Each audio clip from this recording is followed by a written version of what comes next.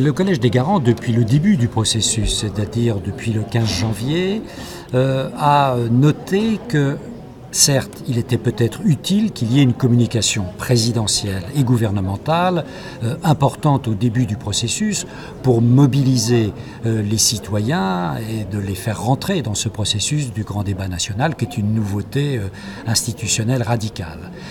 Mais ensuite, en effet, la communication gouvernementale et présidentielle s'est prolongée tout au long du débat et le Collège des garants a fait savoir que cela pouvait avoir un impact, celui d'introduire un doute chez les citoyens et les citoyennes qui auraient envie de rentrer dans ce processus du grand débat national en disant, au fond, ce processus du grand débat national n'est pas suffisamment neutre. Donc, au nom de la neutralité, le Collège des garants a rappelé, jusqu'à une date tout à fait récente, qu'il fallait bien distinguer ce qui relevait de la communication gouvernementale d'un côté et de l'autre côté du processus de consultation citoyenne qui est le processus du grand débat national. L'autre point de vigilance, c'est le calendrier qui, selon vous, est trop serré. Jusqu'où aurait-il fallu aller et quelles conséquences ça a, ce calendrier trop contraint ? Alors, le calendrier est contraint par les événements.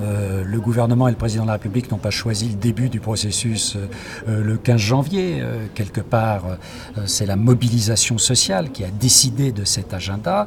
Et ensuite, il y avait les élections. Il y aura les élections européennes à la fin du mois de mai.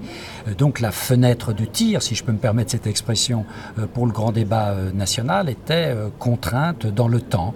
Cela a eu peut-être un impact en termes de mobilisation, mais cela a eu un inconvénient, c'est qu'il est difficile dans un temps aussi court de 2 mois et demi, d'introduire une véritable dynamique où par exemple on aurait déjà au 15 mars eu des exploitations des données recueillies dans le grand débat pour nourrir par exemple les conférences citoyennes.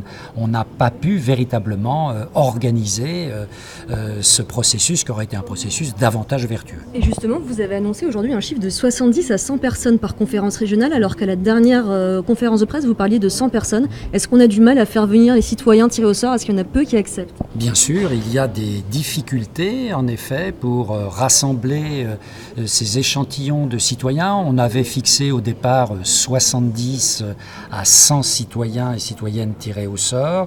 On sera peut-être en dessous de cette fourchette. Il y a des régions en particulier où il y a de fortes difficultés à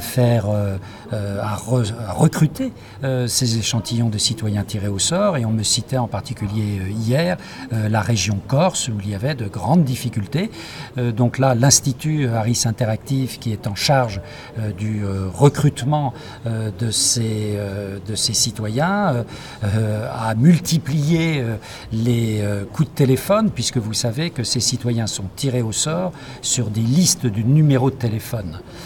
Donc là, il s'agit dans les jours qui viennent, véritablement, ça se compte en termes d'une petite semaine, d'accentuer beaucoup la recherche afin d'arriver à un poids moyen qui serait peut-être plutôt aux alentours de 50 à 70 citoyens par conférence citoyenne.